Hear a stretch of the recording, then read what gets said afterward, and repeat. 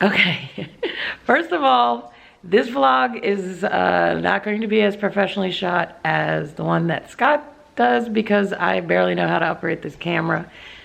So it may very well look like the Blair Witch Project.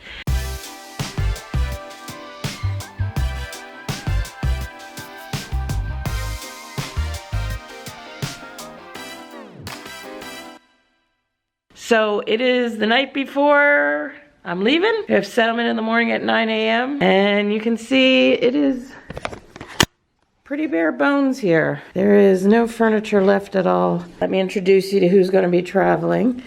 This is Juliet, who does not like riding in the car, but has been doing good on our training runs. Romeo, would you like to introduce yourself? Romeo. Romeo has been very good in the car, except he is obsessed with me and just wants to sit in the front seat and sit on my lap, which is very dangerous. So he is going to be corralled in the back. And Juliet is obsessed because my friends gave me some going away goodies, car snacks, and they included some dog treats in them, and they know that, and she's just standing here barking at them. But this is it, guys. We're ready to start driving. Good morning, it's settlement day. Just left my house, dropped my dogs off at a friend's house, and heading over to sign the papers. So we no longer own a home in New Jersey. Settlement is all done. I did that, deposited the check. Of course, there's a hold on pretty much all of it, which is super annoying. Thanks, Wells Fargo.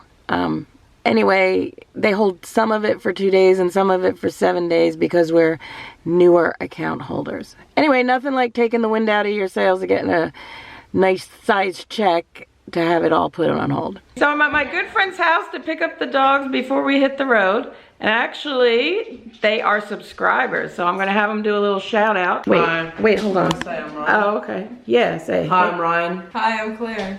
Hi, I'm Audrey. And do you love Flig's Family Fun? Yes, hit that subscribe button. You better subscribe. Subscribe. There's Juliet. They have no idea what's coming. They're about to get in the car and go on phase 1 of the big journey out west. So here I am for the last time, hopefully, on the Schuylkill Expressway, so I can go up to my sister-in-law's house up in Bethlehem, Allentown. But as usual, at 12:05 on a Monday, it is slow. Anyway, so out of New Jersey, into Pennsylvania. So I am now at my sister-in-law's house in Allentown, Bethlehem area. We stopped Bethlehem. My sister-in-law, hi, who is awesome, made me homemade pierogies, which is one of my favorite things in the world. So she's making that for me. And I'm gonna eat that, and then when my other sister-in-law Becky gets home, we are going to hit the road and go to Carlisle PA to an Airbnb. Getting ready to leave from my sister-in-law's house and drive to Carlisle, Pennsylvania to an Airbnb. It's about a 2-hour drive. So it's 9:23 at night. We are at the Airbnb in Carlisle, Pennsylvania. The only real downside was that there is no porch light, so we had to use our flashlight on the iPhone to get in the house. But once we mastered that and got in, we're starting to, we just took the dogs out. Basically, we're tired, it was a long day, but I'll quick show you a little tour. So the house was built in the 30s, I believe it said. Is that what it said? Yeah.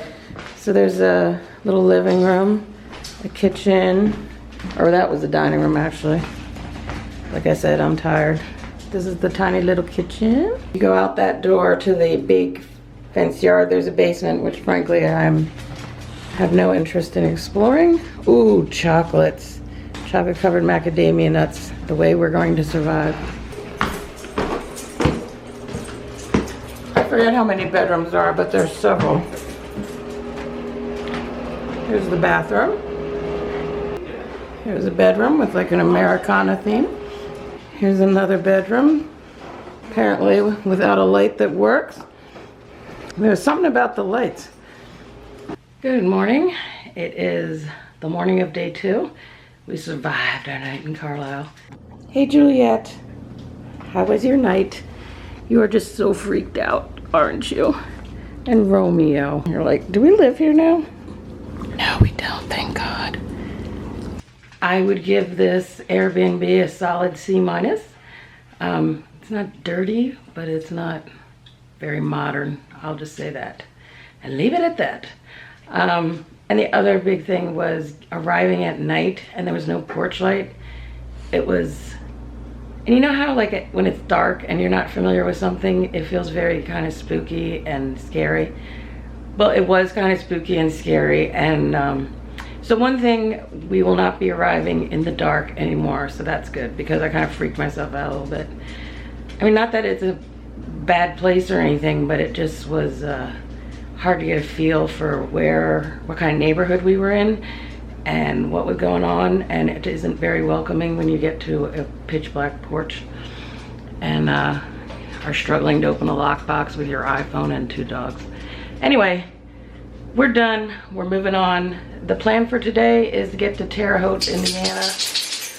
We will be making stops throughout the day, and I'll keep you updated. So we are on the road. It's kind of a foggy, overcast, drizzly day. We are on the Pennsylvania Turnpike for another 126 miles. I'm riding in the back seat this morning for Becky's doing the first shift, and this is the situation with the dogs. I have their big giant dog bed set up with a bunch of towels in case they get sick.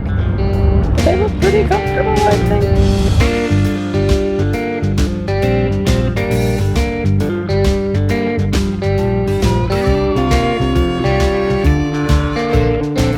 So we stopped at the last exit on the Pennsylvania Turnpike, New Stanton, I think it is, and we got gas.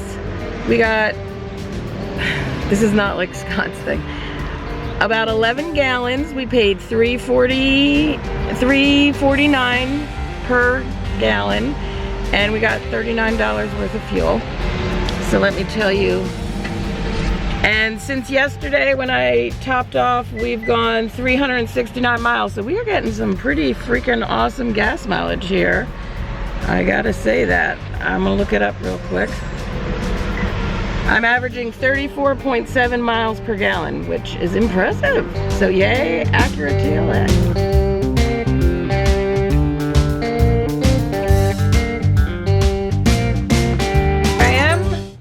We have stopped for the night on day 2. We're at Haute, Indiana at the most adorable little Airbnb. Gotta say the dogs were amazing today, but I'm gonna give you a tour of the Airbnb because it is exactly what I hoped for and needed, and we love it.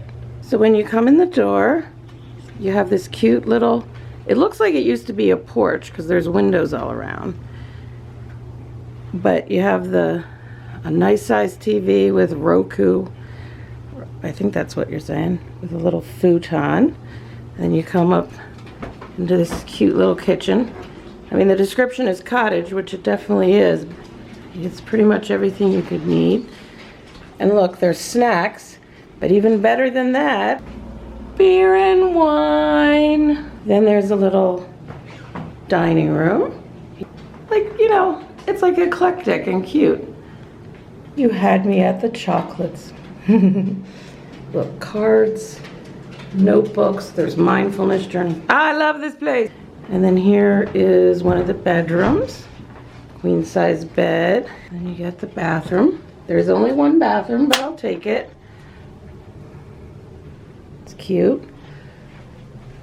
Very nice and clean. And look, I mean, there's a curling iron, a hair dryer. And then you go down in the basement. There's a king size bed. A futon that turns into a bed. And then there's like a loft bed. You got the air conditioner. There's a desk here with another big TV. And look, a printer.